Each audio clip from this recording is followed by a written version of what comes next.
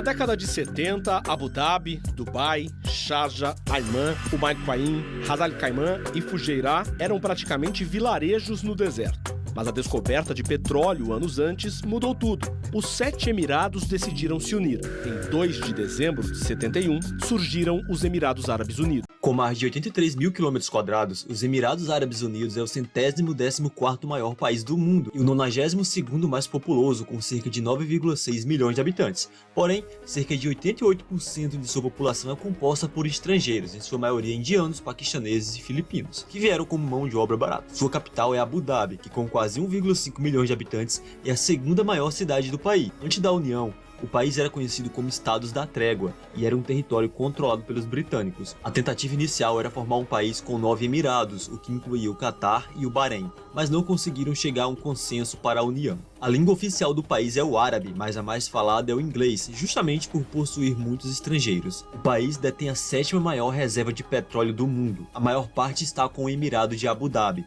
com cerca de 80% das reservas. Dubai, conhecida pelos seus megaprojetos, é o emirado mais populoso do país, mas somente 7% de sua economia depende da exploração do petróleo. Sua economia é impulsionada por empresas transnacionais e pelo turismo, são mais de 15 milhões todos os anos. Cada emirado do país possui uma família monárquica, cada uma liberada por um emir ou um príncipe. Ao todo são 7 príncipes e eles escolhem um deles para o cargo de presidente. Diferente daqui, o fim de semana lá não é sábado e domingo, mas sim sexta e sábado. Domingo é o primeiro dia útil da semana. A data mais importante do país é o Ramadã, o mês sagrado do Islã. Todo ano ocorre uma data diferente, normalmente entre agosto e setembro, e é voltado para a purificação do corpo e da alma. Nesse mês, os muçulmanos jejuam do amanhecer ao anoitecer. Turistas só podem comer e beber dos hotéis, e todas as baladas fecham, já que nesse período, música ao vivo é proibida. Aqui funciona um centro cultural que tem a missão de quebrar preconceitos em relação ao Islã. A ideia é abrir as portas para abrir as mentes. Somos recebidos numa casa com 200 anos de história. É nessa sala especial, chamada Majili, que as famílias fazem reuniões e recebem visitas. Conforme o costume, quem chega é recebido com um café. A bebida está no coração da hospitalidade árabe. Recusar é falta de educação. E servir a xícara cheia é falta de respeito, um sinal de que o visitante não é bem-vindo. Por isso, a regra é tomar várias rodadas de café com a xícara pela metade. Além dos ingredientes comuns, a receita árabe leva ainda açafrão e cardamomo, especiarias muito usadas no Oriente. Para o gosto brasileiro, o resultado é mais parecido com um chá. O almoço também segue a tradição local. No cardápio, há arroz com temperos, carne de cordeiro e legumes. Todos comem sentados no chão e descalços. O anfitrião explica as regras e costumes do Islã. Sou muçulmano e os muçulmanos em qualquer lugar do mundo devem seguir 5 pilares. Não são 6, nem 4. São 5, diz o homem. Crer em um só Deus e no profeta Maomé como seu mensageiro, rezar 5 vezes ao dia, fazer caridade, praticar o Ramadã, o mês do jejum, e ir a Meca ao menos uma vez na vida. Ele também explica por que os muçulmanos podem ter até 4 esposas. É o que está no Corão, o livro sagrado do Islã, e diz que as roupas pretas das mulheres serviam para proteger do clima no deserto e viraram uma tradição. O lenço é a sheila e o vestido é conhecido como abaia. Aqui, a burca é apenas a máscara que cobre parte do rosto.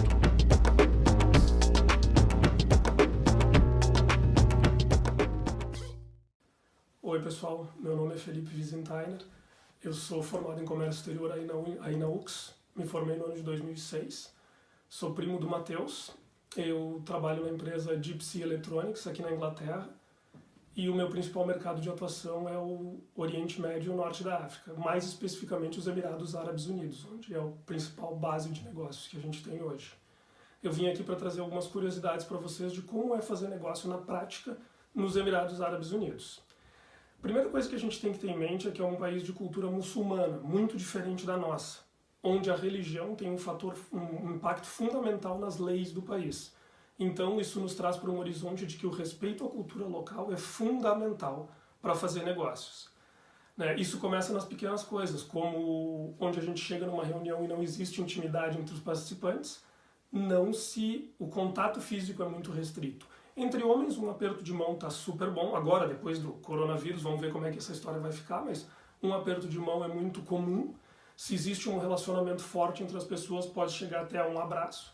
Mas entre homens, entre homem e mulher, não existe contato físico, normalmente se coloca a mão no peito e faz uma pequena referência com a cabeça, um sorriso, mais ou menos assim, que é um sinal de respeito em relação às outras pessoas que estão na reunião. As roupas também devem ser observadas, a vestimenta. Os homens, normalmente um terno ou uma roupa formal, uma camisa, uma calça social, tá super bom. Mulheres, uma roupa comportada, sem decotes, nada muito justo. E é muito importante cobrir os ombros. Os ombros descobertos em determinadas partes do país pode ser uma afronta ou até um tipo de ofensa em relação ao respeito que é esperado de uma pessoa que está lá fazendo negócios. Então vale sempre cobrir os ombros com uma blusinha, um casaquinho, ou seja lá o que for. Outro ponto muito importante, que às vezes a gente quer quebrar o gelo numa reunião comercial, é utilizar pequenas palavras do idioma local. As pessoas às vezes querem utilizar algumas palavras em árabe, como obrigado, bom dia, boa tarde. Isso é muito legal, é muito bacana e eles gostam muito disso para quebrar o gelo. Porém, tu tem que saber o que está dizendo, porque as palavras no idioma do árabe elas têm duplo ou até 3 significados e muitos deles são ligados à religião. Então pode acontecer o caso de tu dizer uma palavra na hora errada, no momento errado ou com um conteúdo religioso muito forte que tu não sabe, mas que pode causar uma ofensa para outra pessoa ou pode quebrar completamente o clima de uma reunião. Então é muito legal se você sabe o que está dizendo. Se você não tem certeza, é melhor não usar. Outra coisa muito comum é que as reuniões param várias vezes, dependendo do tempo da reunião. Porque a religião muçulmana exige que eles parem para rezar 5 vezes por dia. Então, eles interrompem a reunião, vão fazer as suas orações e voltam. Isso é perfeitamente normal, tá tudo certo, a gente tem que aceitar isso numa boa, não tem problema algum. A cultura árabe também, eles gostam muito de oferecer um jantar, um almoço para terminar uma reunião ou para bater o martelo em algum acordo. Isso é ótimo, a gente deve sempre aceitar esse convite, não é muito legal tu recusar esse convite, e sempre espera a pessoa te oferecer a comida ou a bebida, porque uma regra é básica, nunca pede bebida alcoólica. Bebida alcoólica é proibida pela religião, e como em qualquer religião existem os praticantes e os não tão praticantes. Mas se tu está lidando com uma pessoa que é praticante, ele não pode nem estar sentado na mesa contigo se tu está consumindo álcool.